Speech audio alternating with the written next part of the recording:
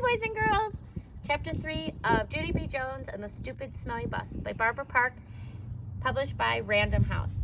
Chapter 3 is actually called The Stupid Smelly Bus.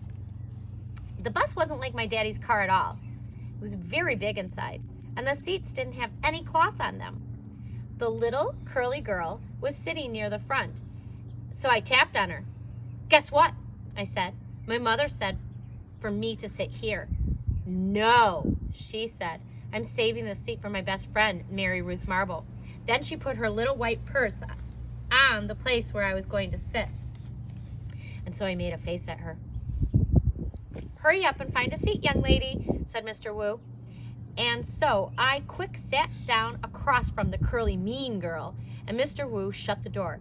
It wasn't the regular kind of door, though. It folded in half, and when it closed, it made a swish sound. I don't like that kind of door. If it closes on you by accident, it'll cut you in half, and you will make a squishy sound. The bus made a big roar. Then a big puff of black smoke came out of the back end of it. It's called bus breath, I think. Mr. Wu drove for a while, and then the brakes made a loud screeching noise again. I covered my ears so it couldn't get inside my head, because if loud screechy noises get inside your head, you have to take an aspirin. I saw that on a TV commercial.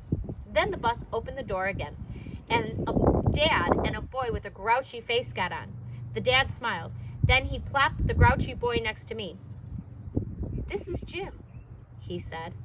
"I'm afraid Jim isn't too happy this afternoon." The dad kissed the boy goodbye, but the boy wiped it off his cheek. Jim had on a backpack. It was blue. I love backpacks. I wish I had one of my very own. One time I took a red one in a trash can. Sorry, I'm going to back up and reread. One time I found a red one in a trash can, but it had a little bit of gushy on it, and my mother said no. Jim's backpack had a lot of zippers. I touched each one of them.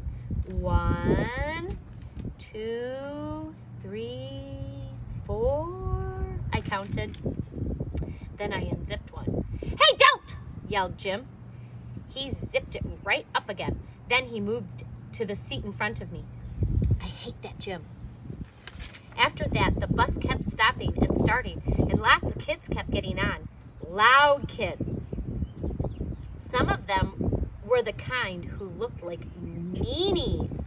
Then the bus began getting very noisy and hot inside, and the sun kept shining down on me in my fuzzy hot sweater.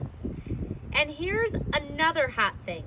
I couldn't roll down my window because it didn't have a handle. And so I kept getting hotter and hotter. And it smelled in the bus too. The bus smelled like an egg salad sandwich. "I want to get off here," I said right out loud, but nobody heard me. "I hate it in this stupid smelly bus," I yelled. Then my eyes got a little bit wet. I wasn't crying though, because I'm not a baby like that. That's why. After that, my nose started running, only the bus didn't have a glove compartment, which is where you keep all the travel tissues, of course. And so I had to wipe my nose on my fuzzy pink sweater sleeve. Then I stayed on the bus for an hour or 3 until I finally saw the flagpole and the playground. That meant we were at kindergarten. Then Mr. Wu drove the bus into a parking lot and stopped. I jumped up very fast because all I wanted to do was get off this stupid smelly thing. Only guess what? That Jim pushed right in front of me. And that curly mean girl did too. And then people started squishing me real tight. So I pushed them away, and they pushed me right back. That's when I fell down, and a big foot stepped on my skirt that looks like velvet. "Stop it!" I yelled. Then Mr. Wu hollered, "Hey, hey, hey!" And he picked me up and helped me off the bus. And Mrs. was waiting for me, just like my mother said. "Hi, I'm glad to see you," she called. Then I ran over to her and showed her the big footprint on my skirt that looks like velvet. Yeah, only look at what happened. I got stepped on. So now I'm soiled. Mrs. brushed it.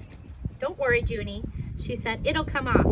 After that, I folded my arms and made a frown. Because guess what? She forgot.